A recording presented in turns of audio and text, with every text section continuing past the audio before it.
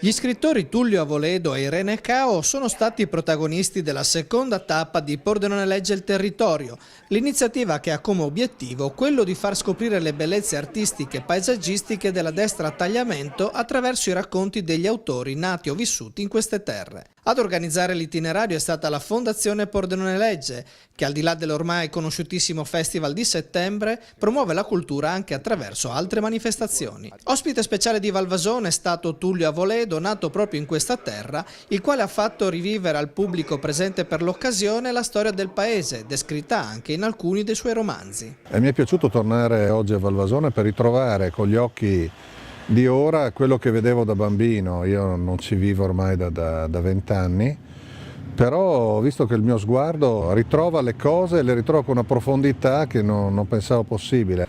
Io ho parlato di Valvasone espressamente solo in Mare di Bering, che è il mio secondo romanzo, ma in realtà c'è un altro libro che è L'ultimo giorno felice, che è ambientato qui, anche se Valvasone non viene mai nominata, ed è ambientato però nella parte di Valvasone che oggi chi l'ha visitata con noi non ha visto, e cioè la campagna. Tappa poi alla scuola mosaicisti del Friuli di Spilimbergo, dove è stato possibile ammirare le opere realizzate dagli studenti di un'istituzione unica nel suo genere al mondo e che attrae ogni anno migliaia di visitatori.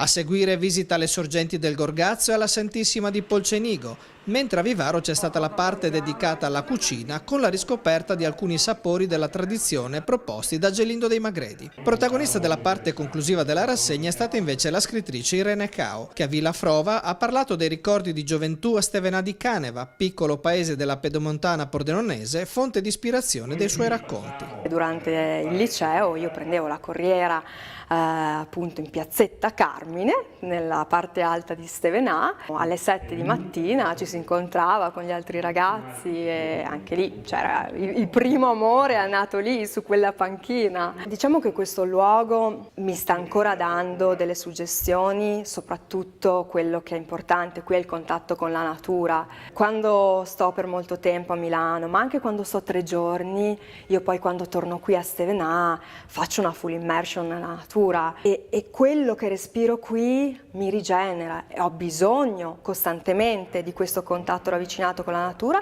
e di questo contatto anche con questo tipo di luoghi. Prossime tappe di Pordenone legge il territorio saranno le terre di Ippolito Nievo nella giornata del 18 aprile, mentre il 9 maggio Mauro Corona racconterà agli ospiti del tour la sua Valcellina. Per informazioni www.pordenonelegge.it.